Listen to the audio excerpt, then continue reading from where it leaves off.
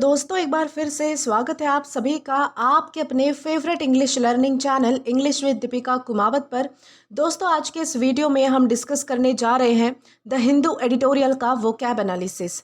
आशा करती हूँ कि आप इन सेशंस के साथ रेगुलरली जुड़ रहे हैं और इनका बेनिफिट भी उठा रहे हैं, क्योंकि इन सेशंस का मकसद है आपकी वोकैब पावर को और ज़्यादा इन्हांस करना। और ये जो वोकैब सेशंस है ये bank, SSC, railway, UPSC, defence या फिर किसी भी कॉम्पिटिटिव एग्जाम के लिए इक्वली बहुत ही ज़्यादा इंपॉर्टेंट है। तो चलिए और ज़्यादा देर ना करते हुए बढ़ते हैं हमारे वोकैब शो की ओर और जानेंगे कि आज का हमारा सबसे पहला वर्ड कौन सा होता है। तो दोस्तों आज का हमारा सबसे पहला वर्ड आता है एपेक्स। दोस्तों एपेक्स का मतलब होता है शिखर, सर्वोच्च बिंदु, सबसे ऊंचा स्थान, चरम सीमा या फिर उच्चतम स्तर। ये सारे इसके पॉसिबल मीनिंग्स है। एपेक्स का मतलब होता है किसी चीज़ का सबसे ऊपर वाला हिस्सा, सबसे ऊंचा पॉइंट या फिर हाईएस्ट लेवल। यानी जब कोई ऑब्जेक्ट, माउंटेन, करियर, सक्सेस या फिर डेवलपमेंट अपनी सबसे ऊंची या फिर सबसे इंपॉर्टेंट पोजीशन पर पहुंच जाए तो उस पॉइंट को हम एपेक्स कहते हैं। इस वर्ड का जो यूज़ है वो सिर्फ फिजिकल हाइट के लिए ही नहीं होता, बल्कि career, success, business, power, performance और अचीवमेंट के हाईएस्ट लेवल के लिए भी यूज़ हो सकता है। इंपॉर्टेंट चीज़ आपको ये ध्यान रखनी है कि एपेक्स का मतलब सिर्फ और सिर्फ टॉप नहीं होता, क्योंकि टॉप का मतलब होता है ऊपर का हिस्सा और एपेक्स का मतलब होता है सबसे हाईएस्ट या फिर अल्टीमेट पॉइंट। यानी कि हर एपेक्स टॉप होता है लेकिन हर टॉप एपेक्स नहीं होता। एपेक्स किसी चीज़ की हाईएस्ट अचीवमेंट या फिर पीक पॉइंट को ज़्यादा स्ट्रांगली एक्सप्रेस करता है। ये चीज़ आपको ध्यान रखनी है। आइए एग्जाम्पल के सारे हम डिफरेंस समझेंगे कि टॉप और एपेक्स में डिफरेंस क्या है। दोस्तों मान लीजिए कि तुम टेबल के ऊपर एक बुक रखते हो तो ये होता है टॉप। ओके, टेबल का टॉप यानी कि टेबल का सबसे ऊपर का हिस्सा, उसे हम टॉप कह सकते हैं। लेकिन एक माउंटेन की सबसे ऊंची चोटी, शिखर जिसे हम कहेंगे, वो होता है उसका एपेक्स। ये होता है एक टॉप और एपेक्स के बीच का डिफरेंस। तो ये भी आपको समझते हुए चलना है। दोस्तों उसी तरीके से हमारे पास कुछ और भी एग्जाम्पल्स है, यानी कि और भी कुछ सिचुएशन है जिनसे आप समझ पाएंगे कि एपेक्स यानी क्या होता है। जैसे कि मान लीजिए कि एक क्रिकेटर है जो कि सालों की मेहनत के बाद वर्ल्ड का सबसे बेस्ट प्लेयर बन जाता है, तो वो अपने करियर के एपेक्स पर है, यानी कि अपने करियर के मतलब कि सबसे हाईएस्ट पॉइंट पर है, ऐसे हम कह सकते हैं। इस तरीके से हम एपेक्स का यूज़ कर सकते हैं। या फिर हमारे पास दूसरा एग्जाम्पल आता है कि एक स्टूडेंट जो है वो पूरे स्कूल में फर्स्ट रैंक लाता है, पूरे स्कूल में। ओके, तो ये उसकी एकेडमिक सक्सेस का एपेक्स हो सकता है, इस तरीके से भी हम कह सकते हैं। या फिर हमारा तीसरा एग्जाम्पल आता है कि एक पहाड़ की सबसे ऊपर वाली चोटी पर जो है वो कुछ लोग पहुंच जाते हैं, तो वो पहाड़ का क्या है, जो सबसे हाईएस्ट पॉइंट है, जो सबसे ऊंचा पॉइंट है पहाड़ का, उसे हम एपेक्स कहेंगे। यानी कि एपेक्स से जो वर्ड है वो फिजिकल चीज़ों के साथ साथ फिगरेटिव चीज़ों के लिए भी यूज़ होता है। ये चीज़ आपको ध्यान रखनी है। यानी कि किसी चीज़ का सबसे ऊंचा या फिर हाईएस्ट लेवल, उसे हम कहते हैं एपेक्स। उसी तरीके से दोस्तों हमारे पास कुछ और भी एग्जाम्पल्स है इंग्लिश में, जिन्हें आप मतलब कि समझकर अच्छे से मतलब कि आपको समझ आ जाएगा कि एपेक्स हम जो है वो इंग्लिश में कैसे सेंटेंसेस में यूज़ कर सकते हैं। जैसे कि हमारे पास यहाँ पर सबसे पहला हमारा सेंटेंस आता है, he reach the apex of his career. मतलब कि वो अपने करियर के सबसे ऊंचे लेवल पर पहुंच गया, यानी कि सबसे बड़ी सक्सेस उसने हासिल कर ली। इस तरीके से हम एपेक्स का यूज़ कर पाएंगे। या फिर हमारा दूसरा एग्जाम्पल आता है, the bird sat on the apex of the roof. मतलब कि चिड़िया छत के सबसे ऊपर वाले हिस्से पर बैठी थी, यानी कि वो हाईएस्ट पॉइंट पर बैठी थी। यहाँ पर जो है वो फिजिकल हाइट को दिखाया गया है, जबकि हमारा जो पहले वाला हमने सेंटेंस पढ़ा था, he reach the apex of his career, वहाँ पर फिगरेटिव एपेक्स यानी कि फिगरेटिव ऊंचाई को दिखाया गया था। तीसरा हमारा सेंटेंस आता है, this was the apex of their success. ये भी मतलब कि फिगरेटिव सेंस में यूज हुआ है। मतलब मतलब इसका मतलब ये है कि उनकी सक्सेस का ये सबसे बड़ा पॉइंट था, मतलब कि इससे बड़ी अचीवमेंट नहीं थी। इस तरीके से हम कह सकते हैं। आशा करती हूँ कि आपको अच्छे से समझ आ चुका है कि एपेक्स का हम मतलब कि फिजिकल सेंस में और फिगरेटिव सेंस में कैसे यूज़ कर सकते हैं। दोस्तों ओवरऑल मीनिंग के लिए मैं आपको बता दूं कि एपेक्स का मतलब होता है किसी चीज़ का सबसे ऊंचा, सबसे इम्पॉर्टेंट या फिर सबसे हाईएस्ट पॉइंट या फिर लेवल, उसे हम कहते हैं एपेक्स। और ये भी ध्यान रखना है कि हमारे पास पार्ट्स ऑफ स्पीच में नाउन है। अब दोस्तों अगर बात की जाए इसके सिनोनिम्स की, तो यहाँ पर हमारे पास तीन वर्ड्स हैं, पीक, समिट या फिर कल्मिनेशन। सबसे पहला हमारा वर्ड आता है पीक। पीक का मतलब होता है सबसे ऊंचा पॉइंट। पीक क्या है तो एक जनरल वर्ड है, जबकि एपेक्स जो है वो ज़्यादा फॉर्मल है और हाईएस्ट पॉइंट को स्ट्रांगली हाईलाइट करता है। तो ये भी डिफरेंस आपको समझना है। दूसरा हमारा वर्ड आता है समिट। समिट का मतलब होता है कि पहाड़ की सबसे ऊंची चोटी, जिसे हम शिखर कहते हैं, तो उसे क्या कहा जाएगा, समिट कहा जाएगा। समिट मेनली माउंटेन्स के लिए ज़्यादा यूज़ होता है, जबकि एपेक्स फिजिकल और फिगरेटिव दोनों सिचुएशंस में यूज़ हो सकता है। और दोस्तों सिनोनिम्स में हमारा तीसरा वर्ड आता है कल्मिनेशन। दोस्तों कल्मिनेशन का मतलब होता है किसी प्रोसेस या फिर एफर्ट का फाइनल या फिर हाईएस्ट स्टेज। कल्मिनेशन जो है वो जर्नी के एंड रिजल्ट को दिखाता है, जबकि एपेक्स हाईएस्ट पॉइंट को दिखाता है। तो ये चीज़ आपको ध्यान रखनी है, डिफरेंसेस भी आपको समझते हुए चलना है, ताकि आप जो है वो अच्छे से मतलब कि समझ पाओ कि कौन सा वर्ड हमें किस सेंस में कहाँ किस तरीके से यूज़ करना है। तो ये चीज़ बहुत ही ज़्यादा इंपॉर्टेंट है। आई होप आपको सारे सिनोनिम्स अच्छे से समझ आ चुके हैं। इसी के साथ हम आगे बढ़ेंगे हमारे एंटोनिम्स की ओर। दोस्तों यहाँ पर हमारे पास अगेन 3 वर्ड्स हैं। एंटोनिम्स में हमारे पास है बेस, बॉटम या फिर लोएस्ट पॉइंट। सबसे पहला हमारा वर्ड आता है बेस। बेस का मतलब होता है सबसे नीचे वाला स्थान या फिर सबसे नीचे वाला हिस्सा जिसे हम कहेंगे, तो उससे हम क्या कहेंगे, बेस हम उसे कहेंगे। बेस क्या है तो लोएस्ट पॉइंट है, जबकि एपेक्स क्या है, हाईएस्ट पॉइंट है। तो ये उसका बिल्कुल क्या है, अपोजिट है। ये उसका डिफरेंस समझना है। देन इसके बाद है बॉटम। बॉटम का मतलब होता है किसी चीज़ का सबसे नीचे का पार्ट। ओके, बॉटम और एपेक्स एक दूसरे के अपोजिट है, बेस के जैसा इसका मतलब है, यानी कि बेस और बॉटम लगभग सेम है, लेकिन हमारा जो मेन वर्ड है एपेक्स, उससे अपोजिट है। और तीसरा हमारा वर्ड आता है लोएस्ट पॉइंट।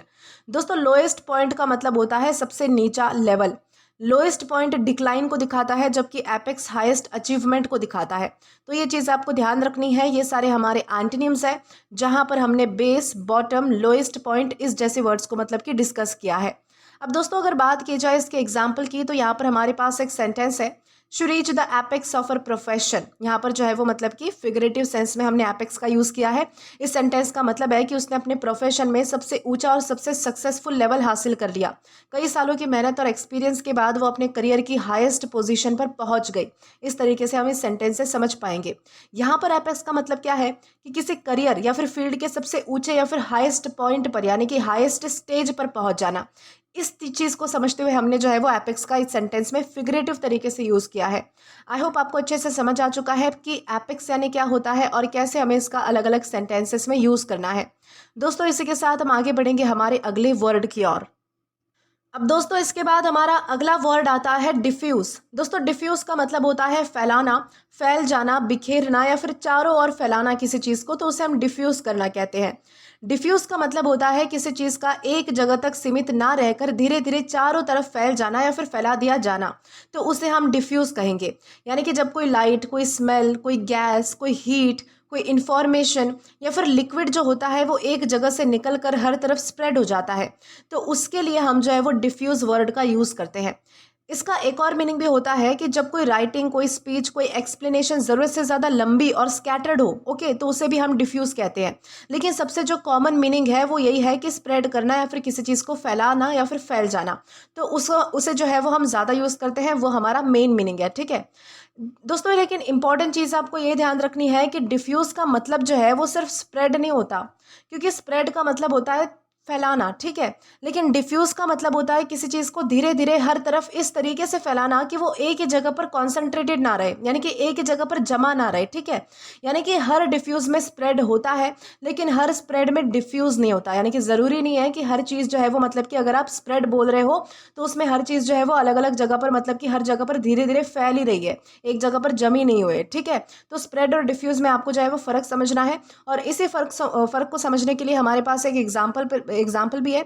जैसे कि मान लीजिए कि तुम टेबल पर जो है वो मतलब कि तुमने बुक्स फैला दी है, तो ये स्प्रेड होता है कि तुम्हारी बुक्स जो है वो टेबल पर फैली हुई है, इसे हम स्प्रेड कहेंगे। लेकिन मान लीजिए कि रूम में जो है वो परफ्यूम की खुशबू धीरे धीरे हर तरफ फैल जाती है, तो खुशबू क्या हुई है, डिफ्यूज़ हुई है।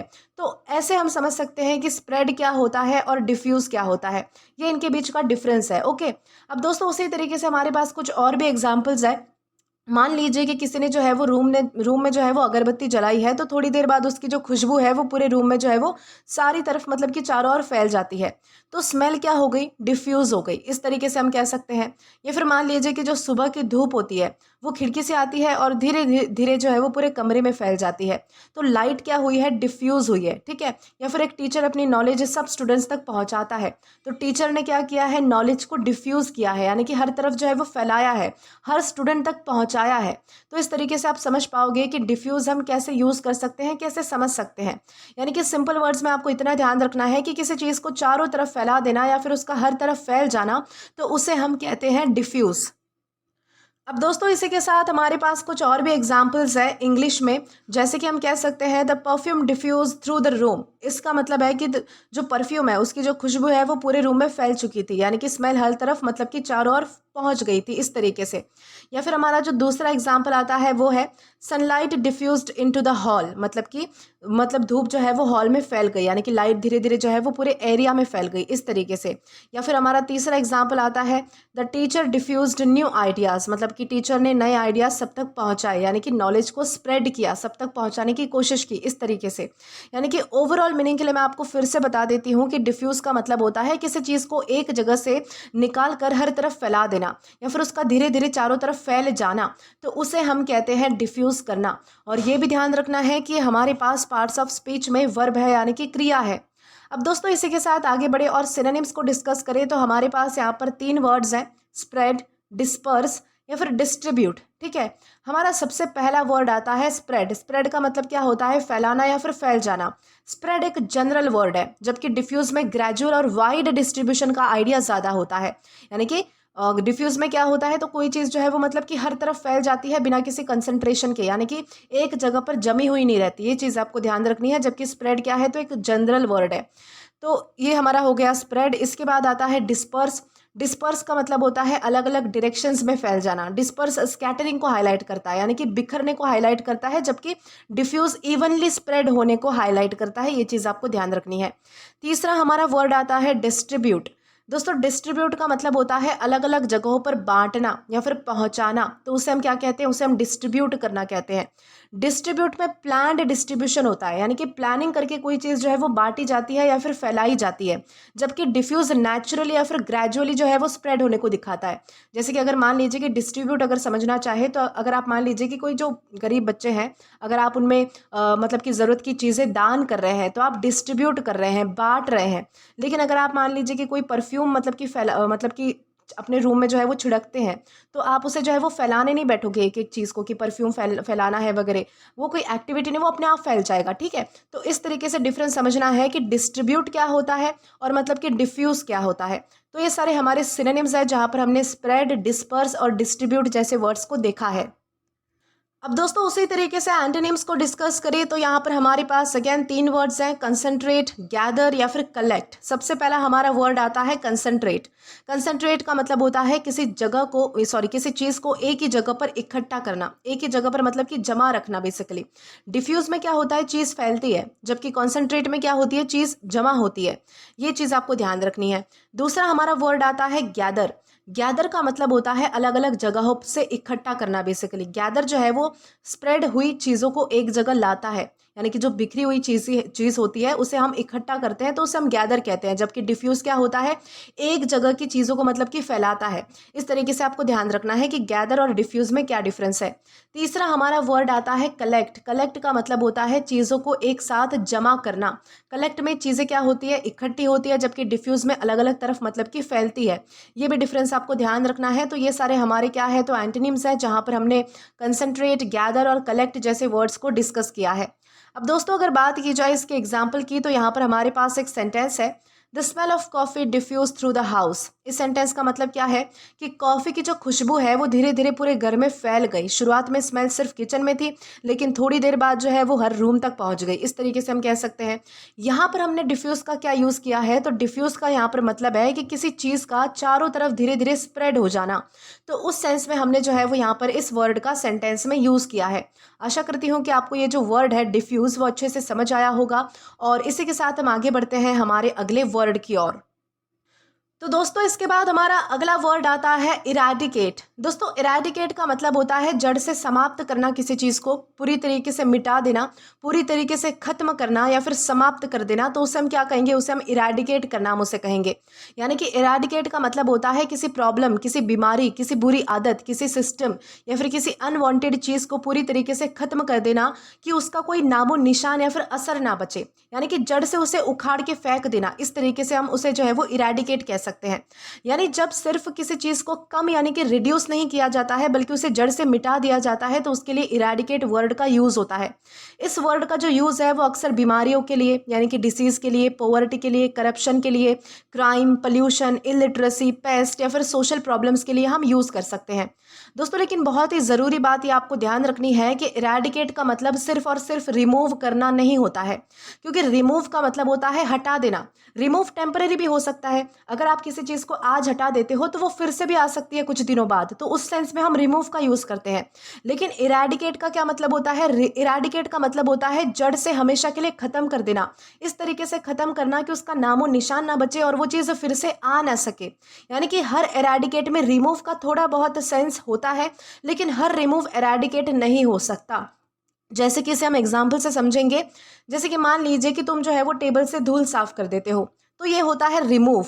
अब रिमूव है, रिमूव में हमने क्या पढ़ा है कि कोई चीज़ फिर से भी आ सकती है, तो थोड़े दिन बाद आप देखोगे तो धूल फिर से जम सकती है।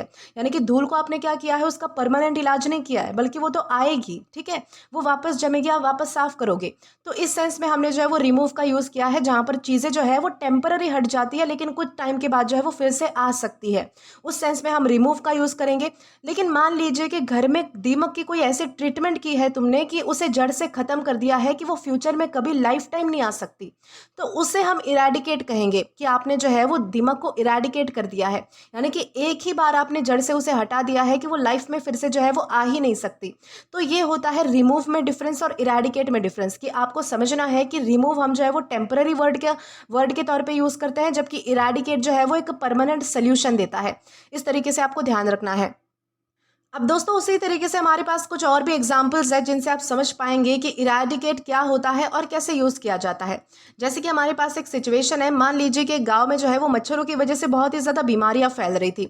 गवर्नमेंट ने जो है वो पूरी प्लानिंग के साथ मच्छरों को ख़त्म कर दिया, यानी कि हमेशा के लिए ख़त्म कर दिया। अब उस गाँव में कभी भी मच्छर आ ही नहीं सकते, फ्यूचर में भी नहीं।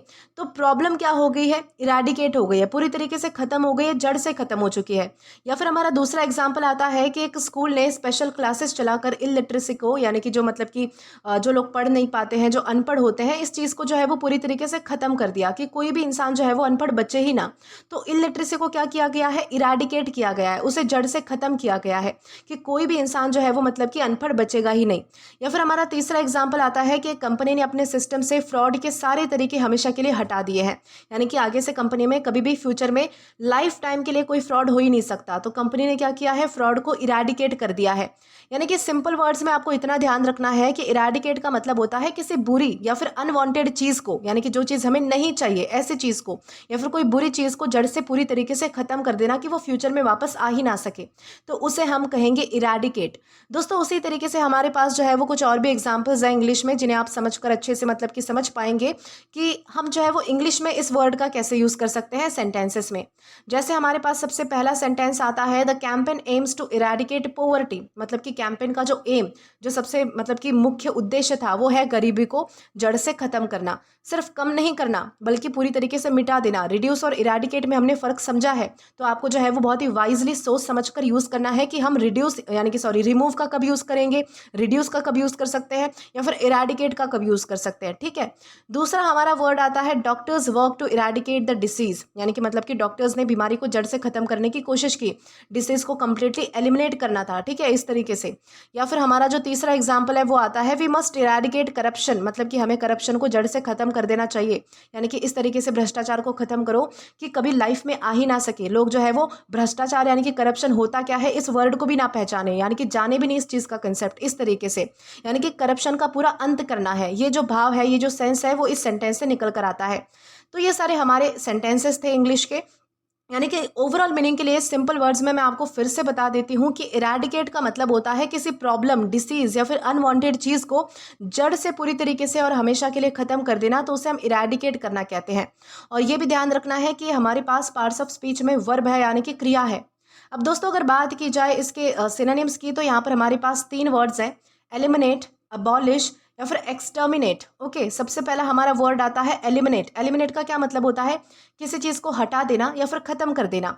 एलिमिनेट जो है वो एक जनरल वर्ड है, जबकि इरेडिकेट कंप्लीट और रूट लेवल रिमूवल को हाईलाइट करता है। एलिमिनेट भी जो है वो हमारा मतलब कि रिमूव के जैसा ही वर्ड है, जो मतलब कि टेम्पररी चीज़ को हटा देने पर फोकस करता है कि आप कोई चीज़ टेम्पररीली हटा रहे हो, फिर से भी आ सकती है। लेकिन हमारा जो इरेडिकेट है उसमें कंप्लीट रिमूवल है, यानी कि जड़ से चीज़ को ख़त्म किया जाता है, वो चीज़ कभी वापस नहीं आती, इस तरीके से। ये हमारा हो गया एलिमिनेट। दूसरा हमारा वर्ड आता है अबॉलिश। अबॉलिश का मतलब होता है किसी सिस्टम, लॉ या फिर प्रैक्टिस को ऑफिशियली ख़त्म कर देना। अबॉलिश जो है वो लॉज और सिस्टम के लिए ज़्यादा यूज़ होता है, जबकि इरेडिकेट जो है वो डिसीज़, प्रॉब्लम्स, अनवांटेड चीज़ें, इन सारी चीज़ों के लिए ज़्यादा यूज़ होता है। तो ये भी डिफरेंस आपको ध्यान रखना है। तीसरा हमारा वर्ड आता है एक्सटर्मिनेट। एक्सटर्मिनेट का मतलब होता है किसी हार्मफुल चीज़ या फिर पेस्ट को पूरी तरीके से ख़त्म कर देना। दोस्तों इंपॉर्टेंट चीज़ आपको क्या ध्यान रखनी है कि जो हमारा एक्सटर्मिनेट वर्ड है ना, ये ज़्यादातर इंसेक्ट यानी कि जो कीड़े मकोड़े होते हैं या फिर जो दीमक होती है, जैसे इस तरीके के जो पेस्ट होते हैं या फिर जो हार्मफुल लिविंग ऑर्गेनिजम्स होते हैं ना, उनके लिए यूज़ होता है एक्सटर्मिनेट, कि उनको रिमूव करना जो हमारे लिए हार्मफुल है, ठीक है, जिन्हें हम जो है वो मतलब कि टॉलरेट नहीं कर सकते। तो ऐसी चीज़ों को जब हम हटा देते हैं हमारे घर से, हमारी लाइफ से, तो उसे हम एक्सटर्मिनेट करना कहते हैं। ये बेसिकली किस चीज़ के लिए यूज़ होता है? ये वर्ड हार्मफुल लिविंग ऑर्गेनिजम्स के लिए, जबकि एराडिकेट का यूज़ हम वाइडर कॉन्टेक्स्ट में भी कर सकते हैं, यानी कि किसी भी चीज़ के रिमूवल के लिए हम, लेकिन वो परमानेंट होनी चाहिए, तो हम किसी भी चीज़ के रिमूवल के लिए हम यूज़ कर सकते हैं जो कि परमानेंट हो। तो इराडिकेट और एक्सटर्मिनेट में भी आपको डिफरेंस समझना है। दोस्तों ये सारे हमारे थे सिनोनिम्स, जहाँ पर हमने एलिमिनेट, अबॉलिश और एक्सटर्मिनेट जैसे वर्ड्स को डिस्कस किया है। अब इसी के साथ हम एंटोनिम्स की ओर जाएँ तो हमारे पास अगेन 3 वर्ड्स हैं, प्रिजर्व, मेंटेन या फिर रिटेन। सबसे पहला हमारा वर्ड आता है प्रिजर्व। प्रिजर्व का मतलब होता है किसी चीज़ को बचा कर रखना, सुरक्षित रखना, संजो कर रखना। प्रिजर्व में चीज़ को मेंटेन किया जाता है, जबकि इराडिकेट में उसे पूरी तरीके से क्या किया जाता है? खत्म किया जाता है, जड़ से खत्म किया जाता है। दूसरा हमारा वर्ड आता है मेंटेन। मेंटेन का मतलब होता है किसी चीज़ को मतलब कि चलाए रखना, बनाए रखना बेसिकली, तो उसे मेंटेन करना कहते हैं। मेंटेन जो है वो एग्जिस्टेंस को कंटिन्यू रखता है, किसी चीज़ की एग्जिस्टेंस को, मौजूदगी को कंटिन्यू रखता है, जबकि इराडिकेट एग्जिस्टेंस को ही खत्म कर देता है। इस तरीके से ध्यान रखना है। तीसरा हमारा वर्ड है रिटेन। रिटेन का मतलब होता है किसी चीज़ को अपने पास या फिर अपनी कंडीशन में बनाए रखना, यानी कि रिटेन में कोई चीज़ जो है वो बची रहती है, जबकि इराडिकेट में वो पूरी तरीके से खत्म हो जाती है। तो ये इसका डिफरेंस है हमारे रिटेन और हमारा मेन वर्ड यानी कि इराडिकेट से।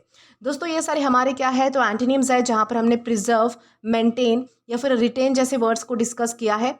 अब दोस्तों इसी के साथ आगे बढ़ते हैं और एग्जाम्पल को डिस्कस करते हैं। तो यहाँ पर हमारे पास एक सेंटेंस है, the government launch a programme to eradicate corruption. इस सेंटेंस का मतलब क्या है कि गवर्नमेंट ने करप्शन को सिर्फ कम करने के लिए नहीं, बल्कि उसे जड़ से पूरी तरीके से ख़त्म करने के लिए एक प्रोग्राम चलाया, एक प्रोग्राम शुरू किया। इस प्रोग्राम का एम था कि करप्शन दोबारा होने के चांसेस भी कम से कम हो जाए, यानी कि कभी आए ही ना करप्शन, इस तरीके से। यहाँ पर इराडिकेट का मतलब क्या था कि किसी बुरी चीज़ का पूरी तरीके से जड़ से अंत कर देना, ख़त्म कर देना। उस सेंस में हमने जो है वो इराडिकेट का इस सेंटेंस में यूज़ किया था। ओके, इस तरीके से आपको समझना है कि इराडिकेट यानी क्या होता है और कैसे हम इसका अलग अलग सेंटेंसेस में यूज़ कर सकते हैं। दोस्तों इसी के साथ हम आगे बढ़ेंगे हमारे अगले वर्ड की ओर। अब दोस्तों इसके बाद हमारा अगला वर्ड आता है जाइगेंटिक। दोस्तों इसे जाइगेंटिक प्रोनाउंस किया जाता है, जिसका मतलब होता है विशाल, बहुत बड़ा, अत्यंत विशाल, बहुत ही विशाल का या फिर बहुत बड़े आकार वाला, तो उसे हम कहते हैं जाइगेंटिक। जाइगेंटिक का मतलब होता है ऐसी चीज़ जो साइज, एरिया या फिर अमाउंट में बहुत ही ज़्यादा बड़ी हो। यानी जब कोई ऑब्जेक्ट, कोई बिल्डिंग, कोई एनिमल, कोई मशीन या फिर कोई और चीज़ नॉर्मल साइज से बहुत ज़्यादा बड़ी होती है, तो उसके लिए हम जाइगेंटिक वर्ड का यूज़ करते हैं। इस वर्ड का यूज़ सिर्फ फिजिकल साइज के लिए नहीं होता, बल्कि huge amount, huge success, huge problem या फिर ह्यूज रिस्पॉन्सिबिलिटी को एम्फेसाइज करने के लिए भी किया जा सकता है। जाइगेंटिक एक स्ट्रॉन्ग वर्ड है जो बताता है कि कोई चीज़ सिर्फ बड़ी नहीं है, बल्कि बहुत ही ज़्यादा बड़ी है, तो उसके लिए हम जो है वो जाइगेंटिक का यूज़ करते हैं। यानी कि इंपॉर्टेंट चीज़ आपको ये ध्यान रखनी है कि जाइगेंटिक का मतलब सिर्फ बिग नहीं होता, क्योंकि बिग का मतलब होता है सिर्फ और सिर्फ बड़ा, लेकिन जाइगेंटिक उसका भी एक्सट्रीम लेवल है। जाइगेंटिक का मतलब होता है बहुत ही ज़्यादा बड़ा, बहुत ही ज़्यादा एनॉर्मस, तो उसे हम कहते हैं जाइगेंटिक। ओके। जैसे कि एग्जाम्पल से समझते हैं कि बिग और मतलब कि जाइगेंटिक में क्या फ़र्क है। जैसे कि एक नॉर्मल बस होती है, ये बिग हो सकती है, ये बड़ी हो सकती है, लेकिन एक बहुत ही बड़ा क्रूज़ शिप है या फिर एक स्टेडियम है, तो वो होता है जाइगेंटिक, यानी कि बहुत बड़ा है, वो एनॉर्मस है, इस तरीके से। उसी तरीके से हमारे पास कुछ और भी एग्जाम्पल्स हैं, जैसे कि मान लीजिए कि तुम पहली बार एक बहुत ही बड़े शॉपिंग मॉल में जाते हो, उसका साइज़ देखकर तुम हैरान हो जाते हो कि कितना बड़ा शॉपिंग मॉल है। तो मॉल क्या है? जाइगेंटिक है। या फिर तुम मान लीजिए कि ज़ू में तुम एक बहुत ही बड़े एलिफेंट को देखते हो, तो एलिफेंट क्या है? जाइगेंटिक लगता है। या फिर एक कंपनी ने बहुत ही बड़ा फैक्ट्री प्रोजेक्ट शुरू किया है, तो ये कैसा है? ये जाइगेंटिक प्रोजेक्ट है। इस तरीके से आप समझ पाओगे, ठीक है? यानी कि जाइगेंटिक का मतलब होता है बहुत ही बड़ा या फिर एक्सट्रीमली ह्यूज, उसे हम कहते हैं जाइगेंटिक। अब दोस्तों उसी तरीके से हमारे पास कुछ और भी एग्जाम्पल्स हैं इंग्लिश में, जैसे कि हम कह सकते हैं the built a gigantic bridge, मतलब कि उन्होंने बहुत ही बड़ा ब्रिज बनाया। ठीक है, ब्रिज का साइज बहुत ही ज़्यादा बड़ा था, ऐसा जो आज तक किसी ने देखा नहीं होगा, इतना ज़्यादा बड़ा था, इसलिए उसके लिए जो है वो हमने जाइगेंटिक यूज़ किया है। या फिर हमारा दूसरा सेंटेंस आता है द ट्री वॉज जाइगेंटिक, यानी कि वो नॉर्मल पेड़ों से बहुत ही बड़ा था, वो पेड़ बहुत ही विशाल था। यानी कि पेड़ तो और भी है लेकिन वो सबसे बड़ा था, यानी कि पेड़ों की कैटेगरी में इतना बड़ा कोई पेड़ जो है वो हमने देखा नहीं होगा, इसलिए उसके लिए हमने जो है वो जाइगेंटिक यूज़ किया है। या फिर हमारा तीसरा सेंटेंस आता है we saw a gigantic building, मतलब कि हमने एक बहुत ही बड़ी बिल्डिंग देखी, मतलब कि बिल्डिंग का साइज कैसा था? बहुत ही ज़्यादा बड़ा था। कहने को तो बिल्डिंग और भी है लेकिन वो सबसे बड़ी थी, यानी कि आज तक मैंने सबसे बड़ी बिल्डिंग वही देखी है। इस तरीके से हम जाइगेंटिक का यूज़ कर सकते हैं। यानी कि जाइगेंटिक का ओवरऑल मीनिंग है कि ऐसी चीज़ जो साइज या फिर अमाउंट में बहुत ही ज़्यादा बड़ी हो, उसे हम कहते हैं जाइगेंटिक। और ये भी ध्यान रखना है कि हमारे पास पार्ट्स ऑफ स्पीच में एग्जेक्टिव है, यानी कि विशेषण है। अब दोस्तों अगर बात की जाए इसके सिनोनिम्स की, तो यहाँ पर हमारे पास 3 वर्ड्स हैं, ह्यूज, एनॉर्मस या फिर मैसिव। सबसे पहला हमारा वर्ड आता है ह्यूज। ह्यूज का मतलब होता है बहुत बड़ा। ह्यूज एक कॉमन वर्ड है, जबकि जाइगेंटिक और भी ज़्यादा एक्सट्रीम साइज को एम्फेसिस करता है, ठीक है। दूसरा हमारा वर्ड आता है एनॉर्मस। एनॉर्मस का भी मतलब होता है बहुत ज़्यादा बड़ा होना। एनॉर्मस साइज और क्वांटिटी दोनों के लिए यूज़ हो सकता है, जबकि जाइगेंटिक अक्सर फिजिकल चीज़ को ज़्यादा हाईलाइट करता है। ये चीज़ आपको, यानी कि ये डिफरेंस आपको ध्यान रखना है। तीसरा हमारा वर्ड आता है मैसिव। मैसिव का मतलब होता है बहुत ज़्यादा बड़ा या फिर हैवी, यानी कि भारी भरकम जिसे हम कहेंगे। मैसिव जो है वो वेट और सॉलिडिटी को भी दिखाता है, जबकि gigantic mainly extra ordinary size को दिखाता है। ये चीज़ आपको जो है वो ध्यान रखनी है, क्लियर करनी है, ठीक है। तो ये सारे हमारे सिनोनिम्स थे जहाँ पर हमने ह्यूज, एनॉर्मस या फिर मैसिव जैसे वर्ड्स को डिस्कस किया था। अब दोस्तों अगर बात की जाए इनके एंटोनिम्स की, तो यहाँ पर हमारे पास अगेन 3 वर्ड्स हैं, टाइनी, स्मॉल या फिर मिनिएचर। सबसे पहला हमारा वर्ड क्या आता है? टाइनी आता है। टाइनी का मतलब होता है बहुत ही छोटा। टाइनी और जाइगेंटिक साइज का मतलब कि एक दूसरे के बिल्कुल अपोजिट है, ये चीज़ आपको समझनी है। दूसरा हमारा वर्ड आता है स्मॉल। स्मॉल का भी मतलब होता है छोटा। स्मॉल नॉर्मल छोटे साइज को दिखाता है, जबकि जाइगेंटिक बहुत ही बड़े साइज को दिखाता है, ये भी अपोजिट है, ठीक है। तीसरा हमारा वर्ड आता है मिनिएचर। मिनिएचर का मतलब होता है बहुत ही छोटे साइज का या फिर ओरिजिनल का स्मॉल वर्जन, यानी कि जो चीज़ जैसी होनी चाहिए उससे भी बहुत ही छोटी, तो उसे हम मिनिएचर कहते हैं। यानी कि डिफरेंस क्या है कि मिनिएचर जो है वो साइज में बहुत ही छोटी होती है, और मतलब कि जाइगेंटिक जो है वो बहुत ही ज़्यादा बड़ा होता है। तो इस तरीके से आपको ध्यान रखना है। तो ये सारे हमारे एंटोनिम्स हैं जहाँ पर हमने जो है वो टाइनी, स्मॉल या फिर मिनिएचर जैसे वर्ड को डिस्कस किया है। अब दोस्तों इसी के साथ आगे बढ़ते हैं हमारे एग्जाम्पल की ओर। तो यहाँ पर हमारे पास एक सेंटेंस है, द डिस्कवर्ड अ जाइगेंटिक केव। इस सेंटेंस का मतलब क्या है कि उन्होंने एक बहुत ही बड़ी गुफा यानी कि केव खोज ली। उस गुफा का जो साइज़ है वो इतना ज़्यादा बड़ा था कि वो नॉर्मल जो गुफा होती है उससे काफ़ी ज़्यादा बड़ी थी। इस तरीके से यहाँ पर जाइगेंटिक का मतलब क्या है कि बहुत ही बड़ा या फिर एक्स्ट्रा ऑर्डिनरी साइज़ वाला। तो इस तरीके से आपको ध्यान रखना है कि जाइगेंटिक यानी क्या होता है और कैसे हमें इसका अलग अलग सेंटेंसेस में यूज़ करना है। दोस्तों इसी के साथ हम आगे बढ़ेंगे हमारे अगले वर्ड की ओर। अब दोस्तों इसके बाद हमारा अगला वर्ड आता है हैपलेस। दोस्तों हैपलेस का मतलब होता है दुर्भाग्यशाली, बदकिस्मत, अभागा, दुर्भाग्य से पीड़ित या फिर किस्मत का मारा। तो ये सारे इसके पॉसिबल मीनिंग्स हैं। यानी कि हैपलेस का मतलब होता है ऐसा व्यक्ति जो बैड लक की वजह से बार बार बुरी सिचुएशंस का शिकार हो रहा है, या फिर जिसके साथ दुर्भाग्यपूर्ण घटनाएं होती रहती है, तो उसे हम जो है वो हैपलेस कहते हैं। यानी कि जब किसी इंसान के साथ उसकी गलती के बिना भी बार बार बुरा हो जाए या फिर उसकी किस्मत उसका साथ ना दे, तो उसके लिए हम जो है वो हैपलेस इस वर्ड का यूज़ कर सकते हैं। इस वर्ड में जो है वो अक्सर सिंपैथी की फीलिंग ज़्यादा होती है। यानी कि हैपलेस पर्सन को देखकर आपको जो है वो ये लगेगा कि अफसोस होगा आपको एक तरीके से, या फिर उसके लिए दया महसूस होगी कि कितनी ज़्यादा मतलब कि बुरी चीज़ें इसके साथ हो रही है, कितना ज़्यादा बुरा जो है वो टाइम ये फेस कर रहा है, इस तरीके से हमारे मन में आता है। तो जब ऐसी कंडीशन हो किसी इंसान के साथ, तो उसे हम हैपलेस कह सकते हैं। इसका यूज़ जो है वो पीपल, विक्टिम्स, ट्रैवलर्स, प्लेयर्स या फिर किसी भी ऐसे व्यक्ति के लिए हो सकता है जो बैड लक का शिकार हो, तो उसे हम क्या कहेंगे, उसे हम हैपलेस कहेंगे। लेकिन ज़रूरी चीज़ आपको ये ध्यान रखनी है कि हैपलेस का मतलब सिर्फ और सिर्फ अनलकी नहीं होता, क्योंकि अनलकी का मतलब होता है बैड लक वाला, जिसका लक अच्छा नहीं है, ठीक है। लेकिन हैपलेस का मतलब होता है इतना ज़्यादा बदकिस्मत कि उसके साथ लगातार या फिर बहुत ही बुरी बैड लक वाली सिचुएशंस होती रहती है। यानी कि हर हैपलेस इंसान अनलकी हो सकता है, लेकिन हर अनलकी इंसान हैपलेस नहीं हो सकता, ठीक है। यानी कि ज़रूरी नहीं है कि हर अनलकी इंसान जो है वो हैपलेस ही हो, उसके साथ बार बार बुरा ही हो। अनलकी सिर्फ एक ही सिचुएशन को भी डिनोट कर सकता है। जैसे कि एग्जाम्पल से समझते हैं कि अनलकी और हैपलेस में डिफरेंस क्या है। मान लीजिए कि तुमने जो है वो लॉटरी की टिकट खरीदी है और तुम उसे नहीं जीत पाए, यानी कि तुमने उसे एक बार नहीं जीता, तो ये अनलकी है, यानी कि तुम अनलकी हो, ठीक है। यानी कि तुम्हारी किस्मत ने उस टाइम पर तुम्हारा साथ नहीं दिया। लेकिन मान लीजिए कि कोई एक व्यक्ति है जिस इंसान की मतलब कि जॉब भी चली गई है, फिर उसका एक्सीडेंट हो गया, फिर बिजनेस भी फेल हो गया, यानी कि घर में भी टेंशन है, घर वाले भी मतलब कि उसकी पत्नी भी उसे छोड़कर चली गई, बच्चे भी साथ नहीं देते, तो वो हैपलेस है। यानी कि हर तरह से वो मतलब कि हार चुका है, कोई भी मतलब कि कहीं से भी उसे उम्मीद नहीं है किसी चीज़ की, तो उसे हम जो है वो हैपलेस कहेंगे। उसी तरीके से हमारे पास कुछ और भी सिचुएशंस है और भी एग्जांपल्स है जिन्हें हम डिस्कस करेंगे। जैसे कि मान लीजिए कि एक स्टूडेंट जो है वो एक दिन बीमार हो जाता है और पेपर मिस कर देता है, तो वो हैपलेस स्टूडेंट है। या फिर एक ट्रैवलर की जो है वो फ्लाइट कैंसिल हो जाती है और फिर उसका लगेज भी खो जाता है, तो वो हैपलेस ट्रैवलर है। यानी कि उसके साथ जो है वो मतलब कि एक के बाद एक बुरी चीज़ें होती जा रही है। या फिर मान लीजिए कि एक दुकानदार की शॉप में बार बार नेचुरल डिजास्टर्स की वजह से नुकसान होता ही रहता है, तो वो हैपलेस शॉपकीपर है। इस तरीके से आप जो है वो कह सकते हैं।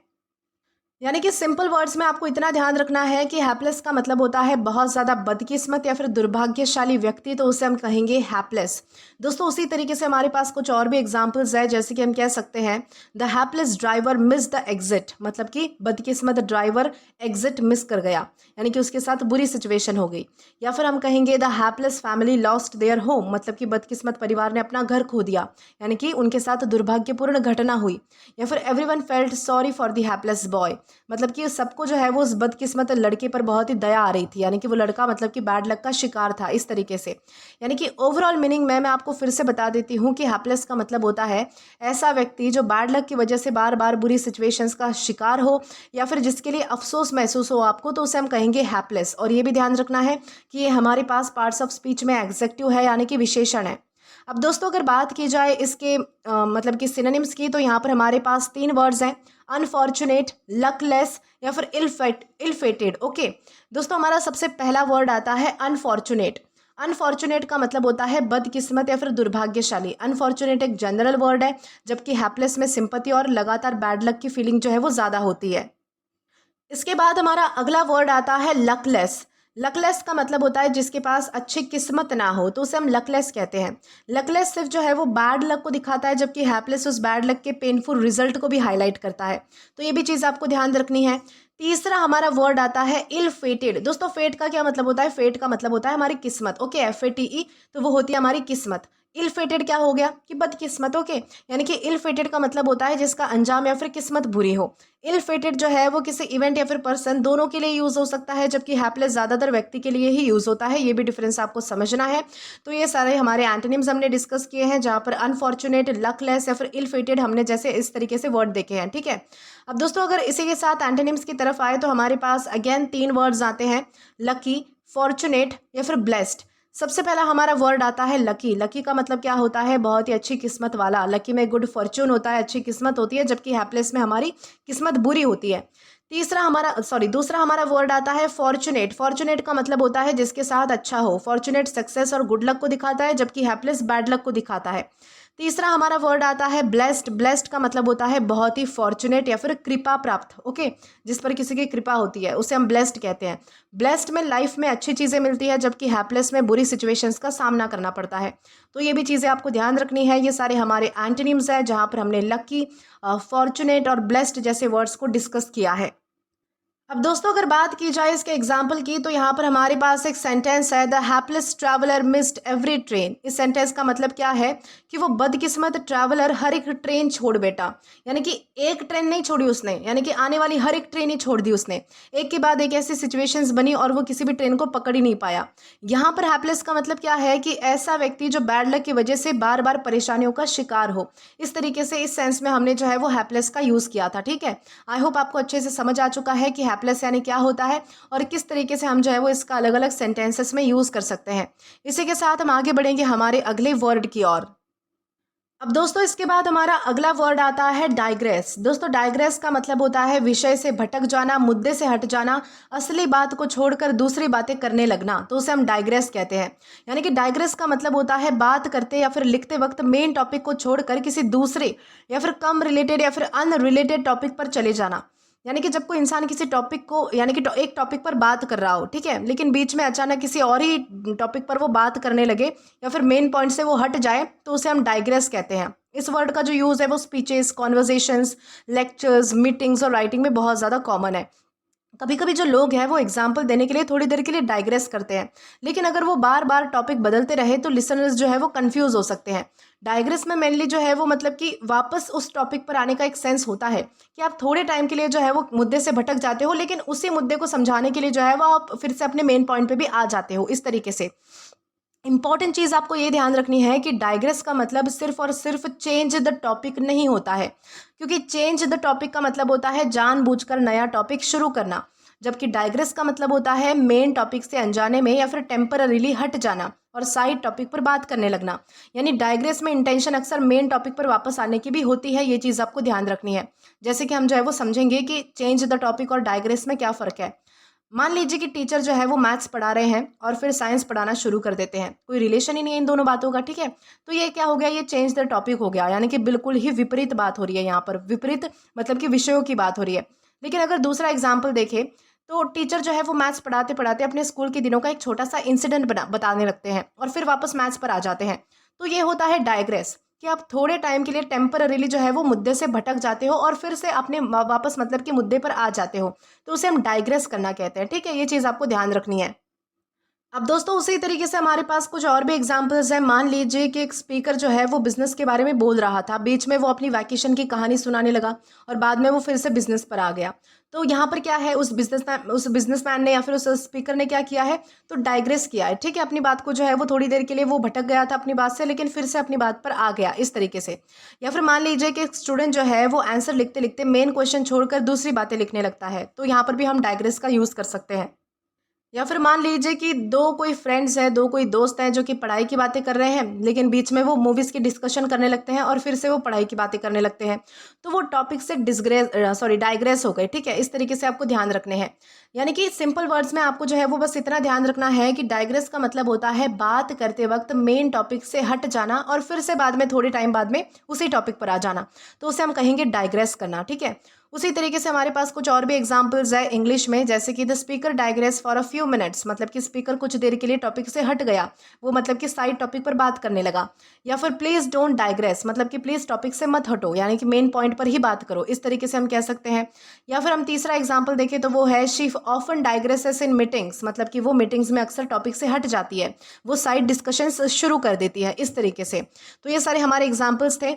दोस्तों ओवरऑल मीनिंग के लिए मैं आपको फिर से बता देती हूँ कि डाइग्रेस का मतलब होता है बोलते या फिर लिखते वक्त मेन टॉपिक को छोड़कर कुछ देर के लिए किसी और टॉपिक पर बात करना, चले जाना, तो उसे हम कहते हैं डाइग्रेस करना।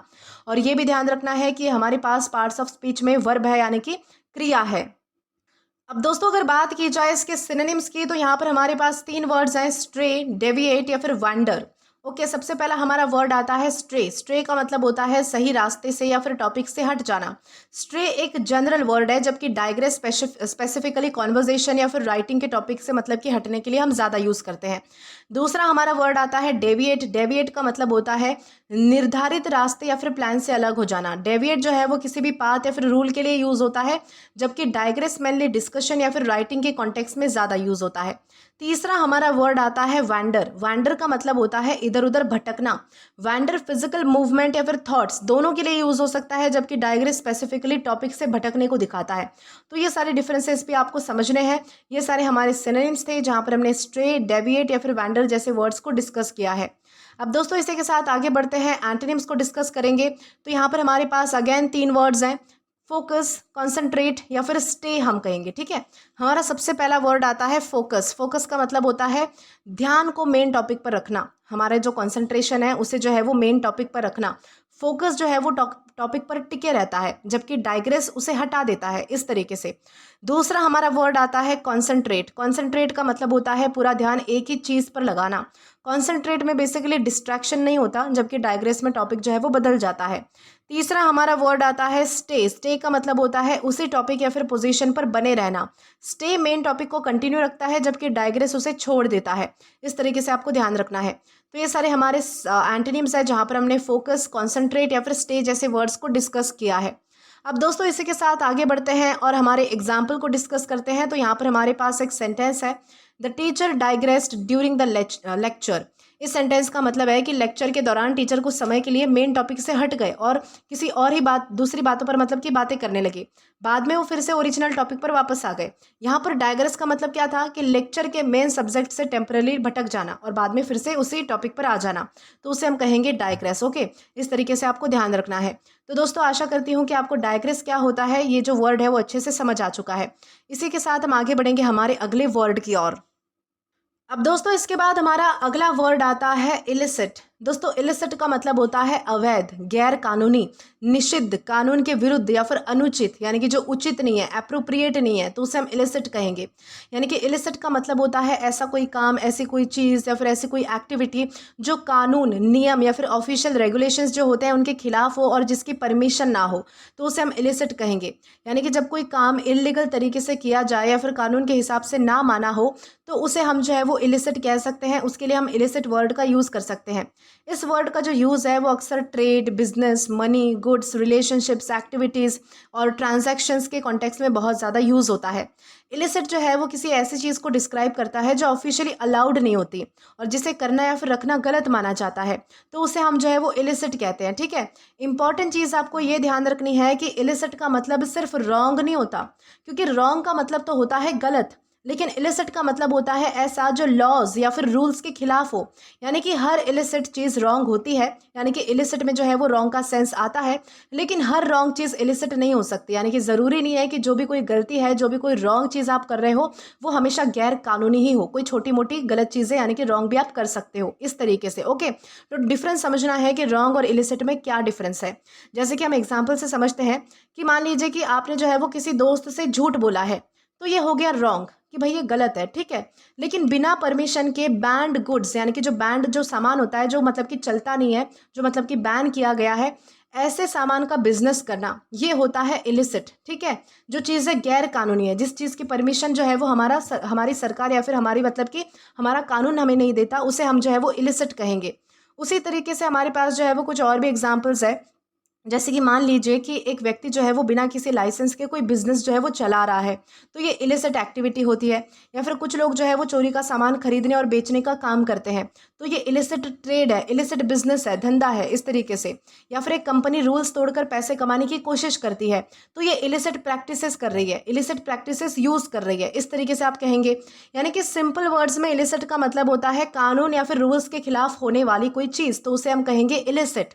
दोस्तों उसी तरीके से हमारे पास कुछ और भी एग्जांपल्स हैं इंग्लिश में। जैसे कि हम कह सकते हैं the police stopped illicit trade, मतलब कि पुलिस ने गैर कानूनी व्यापार को रोक दिया, मतलब कि ट्रेड लॉ के खिलाफ था इसलिए उसे रोका गया। या फिर हमारा दूसरा एग्जाम्पल आता है he was involve in illicit activities, मतलब कि वो गैर कानूनी कामों में शामिल था, यानी कि एक्टिविटीज़ अलाउड नहीं थी ऐसी, इस तरीके से। या फिर दे फाउंड इलिसिट गुड्स, यानी कि उन्हें जो है वो गैर कानूनी सामान मिला, यानी कि गुड्स को रखने या फिर बेचना लीगल था, ऐसी चीज़ों को बेसिकली जो मतलब कि कानून उसकी परमिशन नहीं देती। तो ये सारे हमारे एग्जाम्पल्स हो गए, यानी कि सिंपल वर्ड्स में ओवरऑल मीनिंग के लिए मैं आपको फिर से बता देती हूँ कि इलिसिट का मतलब होता है ऐसा काम, ऐसी कोई चीज़, ऐसी कोई एक्टिविटी जो कानून या फिर ऑफिशियल रूल्स के खिलाफ हो और जिसकी परमिशन ना हो, तो उसे हम क्या कहेंगे, उसे हम कहेंगे इलिसिट। अब दोस्तों उसी तरीके से आपको ध्यान रखना है कि हमारे पास पार्ट्स ऑफ स्पीच में एग्जेक्टिव है, यानी कि विशेषण है। अब अगर सिनोनिम्स की ओर आए तो यहाँ पर हमारे पास 3 वर्ड्स हैं, इल्लीगल, अनलॉफुल या फिर प्रोहिबिटेड। सबसे पहला हमारा वर्ड आता है इल्लीगल। इल्लीगल का मतलब होता है कानून के विरुद्ध। इल्लीगल सबसे कॉमन वर्ड है, जबकि इलिसिट ज़्यादा फॉर्मल है और अनऑथोराइज या फिर फॉरबिडन एक्टिविटीज़ के लिए ज़्यादा यूज़ होता है। दूसरा हमारा वर्ड आता है अनलॉफुल। अनलॉफुल का मतलब होता है जो कानून के अनुसार ना हो। अनलॉफुल जो है वो लीगल डॉक्यूमेंट्स में ज़्यादा यूज़ होता है, जबकि इलिसिट जनरल फॉर्मल इंग्लिश में भी कॉमन है, ठीक है। तीसरा हमारा वर्ड आता है प्रोहिबिटेड। दोस्तों प्रोहिबिटेड का मतलब होता है जिस पर रोक लगी हो। प्रोहिबिटेड किसी रूल या फिर अथॉरिटी द्वारा बैन करी गई चीज़ों को दिखाता है, जबकि इलिसिट उस बैन को तोड़ने वाली एक्टिविटी को दिखाता है। उस तरीके से आपको ध्यान रखना है कि ये सारे हमारे क्या है, तो सिनोनिम्स है जहाँ पर हमने इल्लीगल, अनलॉफुल या फिर प्रोहिबिटेड जैसे वर्ड्स को डिस्कस किया है। अब दोस्तों अगर बात की जाए इसके एंटोनिम्स की, तो यहाँ पर हमारे पास अगेन 3 वर्ड्स हैं, लीगल, लॉफुल या फिर लेजिटिमेट।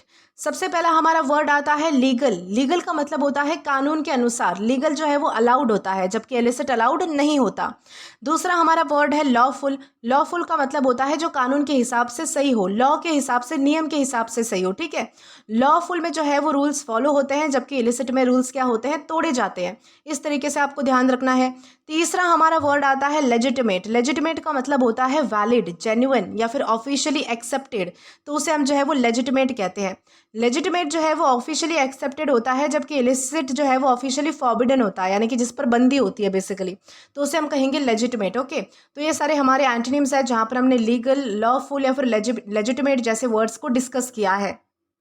अब दोस्तों अगर बात की जाए इसके एग्जाम्पल की, तो यहाँ पर हमारे पास एक सेंटेंस है, the police seized illicit goods. इस सेंटेंस का मतलब क्या है कि पुलिस ने ऐसा सामान जब्त कर लिया जो कानून के हिसाब से गैर कानूनी था। इस सामान को रखना, बेचना या फिर इस्तेमाल करना ऑफिशियली अलाउड नहीं था, फिर भी ऐसा किया जा रहा था। यानी कि इलिसिट का मतलब क्या है यहाँ पर, लॉ या फिर रूल्स के खिलाफ होने वाला कोई काम, ओके, उससे हम कहेंगे इलिसिट। तो आई होप आपको इलिसिट का मतलब अच्छे से समझ आ चुका है। इसी के साथ हम आगे बढ़ेंगे हमारे अगले वर्ड की ओर। तो दोस्तों इसके बाद हमारा अगला वर्ड आता है फेटल। फेटल का मतलब होता है घातक, जानलेवा, प्राणघातक, विनाशकारी या फिर मृत्यु का कारण बनने वाला। ये सारे इसके पॉसिबल मीनिंग्स हैं। यानी कि फेटल का मतलब होता है ऐसी चीज़ जो किसी की मौत का कारण बन जाए या फिर जिसका रिजल्ट बहुत ही सीरियस और विनाशकारी हो। यानी कि जब कोई एक्सीडेंट, कोई डिसीज़, कोई इंजरी या फिर मिस्टेक इतनी सीरियस हो कि उसकी वजह से जान चली जाए या फिर बहुत ही बड़ा नुकसान हो, तो उसके लिए हम फेटल वर्ड का यूज़ कर सकते हैं। इस वर्ड का जो यूज़ है वो सिर्फ डेथ के लिए ही नहीं होता, बल्कि किसी बहुत ही बड़ी और इरिवर्सिबल मिस्टेक, यानी कि ऐसी गलती जिसको हम रिवर्स नहीं कर सकते, जिसको हम पहले के जैसा नहीं कर सकते, या फिर फेलियर के लिए भी यूज़ किया जा सकता है। ये चीज़ आपको ध्यान रखनी है। लेकिन इंपॉर्टेंट बात यह है कि फेटल का मतलब सिर्फ और सिर्फ डेंजरस नहीं होता है। यानी कि डेंजरस का तो मतलब होता है कि कोई चीज़ खतरनाक है, ठीक है, डेंजरस है हमारे लिए। लेकिन फेटल का मतलब होता है ऐसी कोई चीज़ जो मौत या फिर बहुत ही सीरियस नुकसान का कारण बन जाए, मौत का कारण बन जाए, बहुत ही सीरियस डैमेज का कारण बन जाए, तो उसे हम फेटल कह सकते हैं। यानी कि हर फेटल चीज़ डेंजरस होती है, लेकिन हर डेंजरस चीज़ जो है वो जानलेवा ही हो, फेटल ही हो, ऐसा नहीं हो सकता। यानी कि ऐसा ज़रूरी नहीं है बेसिकली। ये चीज़ आपको ध्यान रखनी है। जैसे कि हम जो है वो एग्जाम्पल से इस डिफरेंस को समझते हैं। मान लीजिए कि रोड पर जो है वो तेज़ ट्रैफिक है, तो ये डेंजरस है, ठीक है, इसे हम डेंजरस समझ सकते हैं। लेकिन एक एक्सीडेंट में किसी व्यक्ति की जान चली जाती है, तो ये फेटल एक्सीडेंट है, जानलेवा एक्सीडेंट है, ठीक है। इससे क्या हुआ कि किसी की जान को नुकसान पहुंचाया गया, इस तरीके से। उसी तरीके से हमारे पास कुछ और भी एग्जांपल्स हैं, जैसे कि मान लीजिए कि एक ड्राइवर जो है वो बहुत ही तेज़ स्पीड में गाड़ी चलाता है और एक्सीडेंट में किसी की मौत हो जाती है, तो ये फेटल एक्सीडेंट हुआ। या फिर एक पेशेंट को ऐसी डिसीज़ यानी कि ऐसी बीमारी हो जाती है जो ट्रीटमेंट के बिना भी जानलेवा साबित है, तो ये क्या है कि फेटल डिसीज़ है, ओके। यानी कि एक मान लीजिए कि दूसरा एग्जाम्पल है कि एक कंपनी एक बहुत ही बड़ी बिजनेस मिस्टेक कर देती है, जिससे क्या होता है कि कंपनी ही बंद हो जाती है और उस मिस्टेक को रिवर्स भी नहीं किया जा सकता। तो वो क्या थी, फेटल मिस्टेक थी, यानी कि ऐसी मिस्टेक थी जिससे बहुत ही बड़ा नुकसान हो चुका है, इस तरीके से। यानी कि सिंपल वर्ड्स में आपको इतना ध्यान रखना है कि फेटल का मतलब होता है जानलेवा या फिर बहुत ही सीरियस नुकसान पहुंचाने वाला, तो उसे हम कहते हैं फेटल। अब दोस्तों उसी तरीके से हमारे पास इंग्लिश में कुछ और भी एग्जाम्पल्स है, जैसे कि हम कह सकते हैं द क्रैश वॉज फेटल, मतलब कि एक्सीडेंट जानलेवा था, यानी कि किसी की मौत हो गई। या फिर it was a fatal mistake, मतलब कि वो बहुत ही बड़ी गलती थी, उसका बहुत ही सीरियस नुकसान हुआ, इस तरीके से। या फिर द डिजीज प्रूव्ड फेटल, मतलब कि बीमारी जानलेवा साबित हुई, उसकी वजह से किसी की मौत हो चुकी होगी, इस तरीके से। यानी कि ओवरऑल मीनिंग के लिए मैं आपको फिर से बता देती हूँ कि फेटल का मतलब होता है ऐसा जो मौत का कारण बन जाए या फिर बहुत ही सीरियस या फिर विनाशकारी परिणाम दे, तो उसे हम कहते हैं फेटल। और ये भी ध्यान रखना है कि हमारे पास पार्ट्स ऑफ स्पीच में एग्जेक्टिव है, यानी कि विशेषण है। अब दोस्तों अगर बात की जाए इसके सिनोनिम्स की, तो यहाँ पर हमारे पास 3 वर्ड्स हैं, डेडली, लिथल या फिर लाइफ थ्रेटनिंग। सबसे पहला हमारा वर्ड क्या आता है, डेडली। डेडली का क्या मतलब होता है, जानलेवा। डेडली जो है वो डेली इंग्लिश में ज़्यादा कॉमन है, हम ज़्यादातर यूज़ करते हैं, जबकि फेटल ज़्यादा फॉर्मल है और रिजल्ट पर फोकस करता है कि रिजल्ट कैसा है, इसका नुकसान वाला है, जानलेवा है, कैसा है, ठीक है। दूसरा हमारा वर्ड आता है लिथल। लिथल का मतलब होता है मौत का कारण बनने वाला। लिथल साइंटिफिक और मेडिकल कॉन्टेक्स्ट में ज़्यादा यूज़ होता है, जबकि फेटल जो है वो जनरल फॉर्मल इंग्लिश में भी कॉमन है। ये चीज़ आपको ध्यान रखनी है। तीसरा हमारा वर्ड आता है लाइफ थ्रेटनिंग। लाइफ थ्रेटनिंग का मतलब होता है जो किसी की जान को खतरे में डाल दे। लाइफ थ्रेटनिंग में मौत का जो रिस्क है वो ज़्यादा होता है, लेकिन ज़रूरी नहीं कि मौत हो ही जाए, ये ज़रूरी नहीं है, ठीक है। फेटल में रिजल्ट अक्सर डेथ या फिर कंप्लीट डिजास्टर ही होता है, ये चीज़ आपको ध्यान रखनी है। तो ये सारे हमारे सिनोनिम्स है जहाँ पर हमने डेडली, लिथल या फिर लाइफ थ्रेटनिंग जैसे वर्ड्स को डिस्कस किया है। अब दोस्तों अगर बात की जाए इसके एंटोनिम्स की, तो यहाँ पर हमारे पास अगेन 3 वर्ड्स हैं, हार्मलेस, सेफ या फिर नॉन फेटल। सबसे पहला हमारा वर्ड आता है हार्मलेस। हार्मलेस का मतलब होता है जो कोई नुकसान ना पहुंचाए। हार्मलेस में जो है वो डेंजर बिल्कुल भी नहीं होता है, जबकि फेटल जो है वो जानलेवा होता है, डेंजरस होता है। दूसरा हमारा वर्ड आता है सेफ। सेफ का मतलब होता है सुरक्षित, ओके।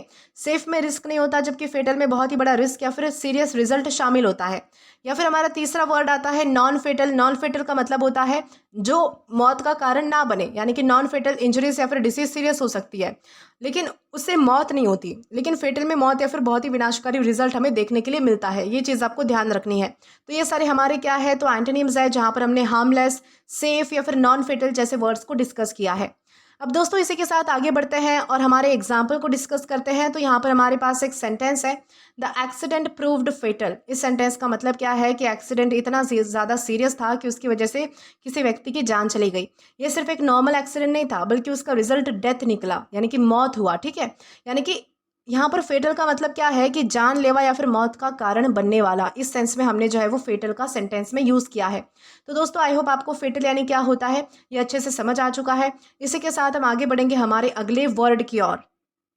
अब दोस्तों इसके बाद हमारा अगला वर्ड आता है एक्सेल। दोस्तों एक्सेल का मतलब होता है श्रेष्ठ होना, उत्कृष्ट प्रदर्शन करना, सबसे आगे निकलना, बहुत ही अच्छा करना कोई काम या फिर उत्कृष्टता प्राप्त करना। तो उससे हम क्या कहेंगे, उससे हम कहेंगे एक्सेल। ये सारे इसके पॉसिबल मीनिंग्स है। एक्सेल का मतलब होता है किसी काम, किसी फील्ड या फिर स्किल में दूसरों से बेहतर परफॉर्म करना या फिर बहुत ही अच्छा होना। यानी जब कोई इंसान अपनी मेहनत, अपने टैलेंट या फिर अपने स्किल्स की वजह से किसी काम में सबसे अच्छा परफॉर्म करता है, तो उसके लिए हम एक्सेल वर्ड का यूज़ कर सकते हैं। इस वर्ड का जो यूज़ है वो हम स्टडीज़ में, sports, business, music, art, leadership, job या फिर किसी भी स्किल के लिए किया जा सकता है इसका यूज़, ओके। एक्सेल का जो फोकस है वो सिर्फ सक्सेसफुल होने पर नहीं, बल्कि दूसरों से बेहतर या फिर आउटस्टैंडिंग परफॉर्मेंस देने पर ज़्यादा होता है। ये चीज़ आपको ध्यान रखनी है।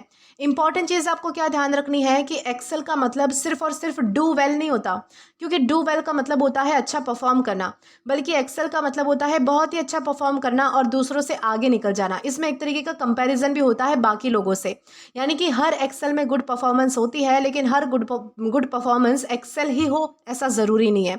जैसे कि डिफरेंस को समझते हैं। मान लीजिए कि एक स्टूडेंट जो है वो एग्जाम में अच्छे मार्क्स लाता है, ये क्या है, डू वेल है, अच्छा काम किया है, ठीक है। लेकिन एक स्टूडेंट हर एग्जाम में टॉप करता है और सबसे अच्छा परफॉर्म करता है, बाकी स्टूडेंट उससे पीछे ही है, तो वो एक्सेल इन स्टडीज़ है, ठीक है। यानी कि वो स्टडीज़ में कैसा है, एक्सेल है। दोस्तों उसी तरीके से हमारे पास कुछ और भी एग्जांपल्स है। मान लीजिए कि क्रिकेटर हर मैच में शानदार परफॉर्मेंस देता है, तो वो क्रिकेटर क्या है, एक्सेल कर रहा है, ठीक है। एक स्टूडेंट हर प्रोजेक्ट में टॉप लाता है और हर मतलब कि हर सब्जेक्ट में टॉप करता है या फिर हर प्रोजेक्ट में आगे रहता है, तो वो एकेडमिक्स में एक्सेल करता है। या फिर एक शेफ अपने रेस्टोरेंट में सबसे टेस्टी डिशेस बनाता है, तो वो कुकिंग में एक्सेल करता है। यानी कि एक्सेल का मतलब होता है किसी काम में बहुत ही अच्छा करना या फिर दूसरों से बेहतर होना, तो उसे हम एक्सेल कहते हैं। उसी तरीके से हमारे पास कुछ और भी इंग्लिश के एग्जाम्पल्स है, जैसे कि हम कह सकते हैं शी एक्सेल्स इन मैथमेटिक्स, मतलब कि वो मैथ्स में बहुत ही अच्छी है, उसकी परफॉर्मेंस आउटस्टैंडिंग है, ऐसा हम कह सकते हैं। या फिर दूसरा एग्जाम्पल है ही एक्सेल्स एट पब्लिक स्पीकिंग, मतलब कि वो पब्लिक स्पीकिंग में बहुत ही अच्छा है, वो दूसरों से बेहतर बोलता है, इस तरीके से। दे एक्सेल इन टीम वर्क, मतलब कि वो टीम वर्क में बहुत ही अच्छे हैं, उनकी परफॉर्मेंस आउटस्टैंडिंग है, इस तरीके से हम कह सकते हैं। यानी कि ओवरऑल मीनिंग के लिए मैं आपको फिर से बता दूं कि एक्सेल का मतलब होता है किसी फील्ड में या फिर किसी काम में आउटस्टैंडिंग परफॉर्मेंस करना, या फिर कम से कम एटलीस्ट जो है वो दूसरों से तो बेहतर ही होना, तो उसे हम कहते हैं एक्सेल। और ये भी ध्यान रखना है कि हमारे पास पार्ट्स ऑफ स्पीच में जो है वो वर्ब है, यानी कि क्रिया है। अब दोस्तों अगर बात की जाए इसके सिनोनिम्स की, तो यहाँ पर हमारे पास 3 वर्ड्स हैं, शाइन, आउट परफॉर्म या फिर थ्राइव। सबसे पहला हमारा वर्ड आता है शाइन। शाइन का मतलब होता है किसी फील्ड में अपनी एक्सेलेंस दिखाना। शाइन जो है वो टैलेंट या फिर सक्सेस को हाईलाइट करता है, जबकि एक्सेल कंसिस्टेंटली आउटस्टैंडिंग परफॉर्मेंस को हाईलाइट करता है। ये डिफरेंस आपको समझना है। दूसरा हमारा वर्ड आता है आउट परफॉर्म। आउट परफॉर्म का मतलब होता है दूसरों से बेहतर परफॉर्म करना। आउट परफॉर्म कंपैरिजन पर फोकस करता है, जबकि एक्सेल ओवरऑल एक्सेलेंस को दिखाता है। तीसरा हमारा वर्ड आता है थ्राइव। थ्राइव का मतलब होता है बहुत ही अच्छी तरह ग्रो या फिर सक्सीड करना, यानी कि आगे बढ़ना बेसिकली। थ्राइव जो है वो ग्रोथ और प्रोग्रेस को दिखाता है, जबकि एक्सेल जो है वो परफॉर्मेंस और स्किल को दिखाता है। ये चीज़ आपको ध्यान रखनी है। तो ये सारे हमारे सिनोनिम्स है जहाँ पर हमने शाइन, आउट परफॉर्म या फिर थ्राइव जैसे वर्ड को डिस्कस किया है। अब इसी के साथ आगे बढ़े, हमारे पास एंटोनिम्स भी हैं कुछ, जैसे कि फेल, स्ट्रगल या फिर अंडर परफॉर्म। सबसे पहला हमारा वर्ड आता है फेल। फेल का मतलब होता है सफल ना होना। एक्सेल में आउटस्टैंडिंग सक्सेस होती है, जबकि फेल में सक्सेस हमें नहीं मिलती। दूसरा हमारा वर्ड आता है स्ट्रगल। स्ट्रगल का मतलब होता है मुश्किल से काम कर पाना। स्ट्रगल में डिफिकल्टी होती है, संघर्ष होता है, जबकि एक्सेल में हाई लेवल परफॉर्मेंस होती है। तीसरा हमारा वर्ड आता है अंडर परफॉर्म। अंडर परफॉर्म का मतलब होता है एक्सपेक्टेड लेवल से कम परफॉर्मेंस देना, यानी कि क्या करना, अंडर परफॉर्म में परफॉर्मेंस वीक होती है, जबकि एक्सेल में एक्सेप्शनल परफॉर्मेंस होती है। इस तरीके से आपको ध्यान रखना है। तो ये सारे हमारे क्या है, एंटोनिम्स है, जहाँ पर हमने फेल, स्ट्रगल या फिर अंडर परफॉर्म जैसे वर्ड्स को डिस्कस किया है। अब दोस्तों इसी के साथ एग्जाम्पल की ओर बढ़ते हैं। तो यहाँ पर हमारे पास एक सेंटेंस है, शी एक्सेल्स इन साइंस। इस सेंटेंस का मतलब है कि वो साइंस सब्जेक्ट में बहुत ही अच्छा परफॉर्म करती है और दूसरों से बेहतर रिजल्ट हासिल करती है। उसकी नॉलेज और परफॉर्मेंस कैसी है, तो आउटस्टैंडिंग है। यहाँ पर एक्सेल का क्या मतलब है, किसी फील्ड में सबसे अच्छा या फिर एक्सेप्शनल परफॉर्म करना, सबसे अलग परफॉर्म करना, सबसे अच्छा परफॉर्म करना, तो उसे हम जो है वो एक्सेल कह सकते हैं। आई होप आपको अच्छे से समझ आ चुका है कि एक्सेल यानी क्या होता है और किस तरीके से इसका अलग अलग सेंटेंसेस में यूज़ किया जाता है। अब दोस्तों इसी के साथ हम आगे बढ़ेंगे और आज के इस लास्ट वर्ड को डिस्कस करेंगे। देखते हैं कि आज का हमारा लास्ट वर्ड कौन सा होता है। तो दोस्तों आज का हमारा लास्ट वर्ड आता है आर्काइक। दोस्तों आर्काइक का मतलब होता है प्राचीन, पुरातन, बहुत ही पुराना, अप्रचलित, यानी कि जो आज मतलब कि मौजूदा टाइम में यूज़ नहीं होता है उसे हम अप्रचलित कहते हैं, जिसका प्रचलन नहीं है बेसिकली, या फिर पुराने ज़माने का, तो उसे हम आर्काइक कह सकते हैं। यानी कि आर्काइक का मतलब होता है ऐसी चीज़ जो बहुत ही पुराने ज़माने की हो और जो आज के समय में आम तौर पर यूज़ ना की जाती हो, तो उसे हम जो है वो आर्काइक कहते हैं।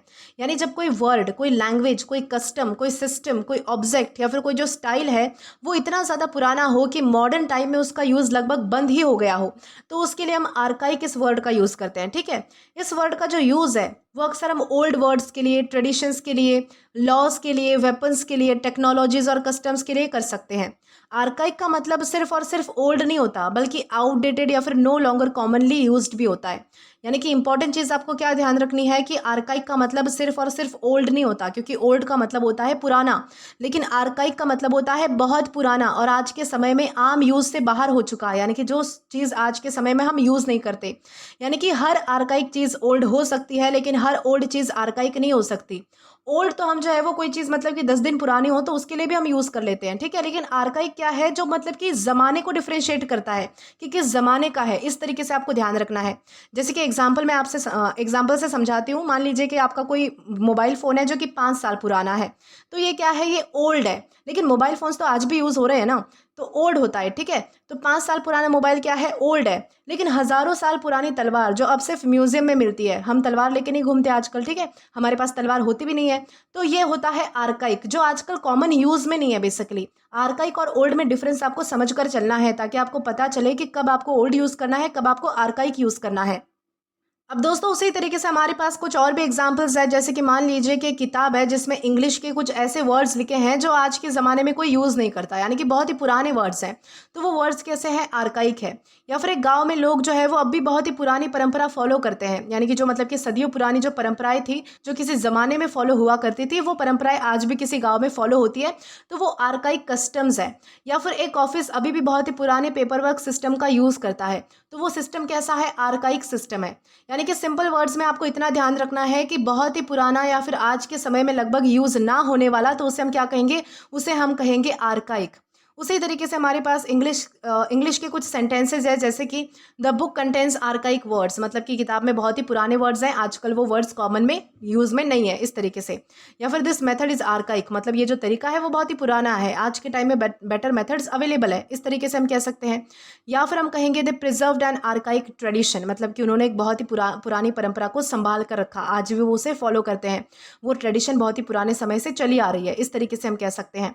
यानी कि ओवरऑल मीनिंग के लिए मैं आपको फिर से बता देती हूँ कि आर्काइक का मतलब होता है ऐसी चीज़ जो बहुत ही पुरानी हो और मॉडर्न समय में आमतौर पर यूज़ ना की जाती हो, तो उसे हम आर्काइक कहते हैं। और ये भी ध्यान रखना है कि हमारे पास पार्ट्स ऑफ स्पीच में एग्जेक्टिव है, यानी कि विशेषण है। अब दोस्तों इसी के साथ अगर आगे बढ़े और हमारे सिनोनिम्स को डिस्कस करें, तो यहाँ पर हमारे पास जो है वो 3 वर्ड्स हैं, एंशिएंट, आउटडेटेड या फिर ऑब्सोलेट। ओके, सबसे पहला हमारा वर्ड आता है एंशिएंट। एंशिएंट का मतलब होता है बहुत ही पुराना। एंशिएंट जो है वो एज पर फोकस करता है, जबकि आर्काइक पुराना होने के साथ साथ जो है वो आउटडेटेड होने को भी दिखाता है। ये चीज़ आपको ध्यान रखनी है। दूसरा हमारा वर्ड आता है आउटडेटेड। आउटडेटेड का मतलब होता है जो मॉडर्न टाइम के हिसाब से पुराना पड़ चुका हो, तो उसे हम आउटडेटेड कहते हैं। आउटडेटेड जो है वो किसी भी ओल्ड मेथड या फिर टेक्नोलॉजी के लिए यूज़ होता है, जबकि आर्काइक बहुत ही ज़्यादा पुरानी और हिस्टोरिकल चीज़ों के लिए भी यूज़ हो सकता है। ये भी चीज़ आपको ध्यान रखनी है। तीसरा हमारा वर्ड आता है ऑब्सोलेट। दोस्तों ऑब्सोलेट का मतलब होता है जो बहुत ही मतलब कि पुराना है और जो अब यूज़ नहीं होता। Obsolete completely out of use होने को दिखाता है, जबकि आर्काइक कभी कभी लिटरेचर या फिर स्पेशल कॉन्टेक्स्ट में भी आपको मिल सकता है। तो ये सारे हमारे क्या है, तो सिनोनिम्स है, जहाँ पर हमने एंशिएंट, आउटडेटेड या फिर ऑब्सोलेट जैसे वर्ड्स को डिस्कस किया है।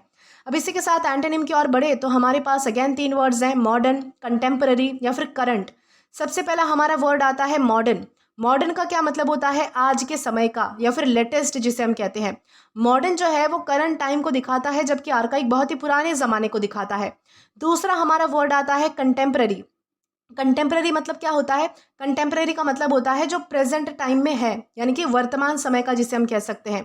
कंटेम्प्रेरी प्रेजेंट डे स्टाइल को दिखाता है, जबकि आर्काइक ओल्ड स्टाइल को दिखाता है।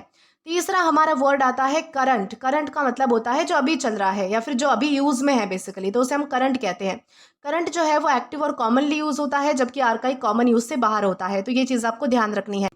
अब दोस्तों इसके बाद हमारा सेंटेंस आता है the law was considered archaic. इसका मतलब है कि उस लॉ को, यानी कि उस कानून को जो है वो बहुत ही पुराना, बहुत ही प्राचीन समझा जा रहा था, यानी कि जो आज के समय में फिट नहीं होगा, इस तरीके का समझा जा रहा था। तो इस तरीके से आप समझ पाएंगे कि आर्काइक यानी क्या होता है और कैसे हम इसका अलग अलग सेंटेंसेस में यूज़ कर सकते हैं। तो दोस्तों आज के लिए बस इतना ही। आज की इस क्लास का PDF आप हमारे टेलीग्राम चैनल के थ्रू एक्सेस कर सकते हैं। और अगर आपने अभी तक हमारा टेलीग्राम चैनल ज्वाइन नहीं किया है तो टेलीग्राम पर English with Deepika Kumawat search करके या फिर डिस्क्रिप्शन में दिए गए लिंक के थ्रू, साथ ही साथ अभी जो आपको आपके स्क्रीन पर QR कोड दिख रहा है, वहाँ से भी आप जो है वो डायरेक्टली स्कैन करके हमारा टेलीग्राम चैनल ज्वाइन कर सकते हैं, ताकि आप कभी भी किसी भी नए आने वाले वीडियोज़ को लेकर कोई भी अपडेट्स को मिस ना करें। और दोस्तों अगर आपको आज का ये वीडियो पसंद आया है या फिर हेल्पफुल लगा है तो do like this video, subscribe the channel and share as much as you can. और अगर आपने इससे पहले वाले वीडियोस नहीं देखे हैं तो यहाँ पर मैंने एक प्लेलिस्ट प्रोवाइड आपके लिए कर दी है, वहाँ पर आप क्लिक करके जो है वो सभी पहले वाले वीडियोज़ भी देख सकते हैं और उन्हें एक्सप्लोर भी कर सकते हैं। Till then keep learning. Thank you.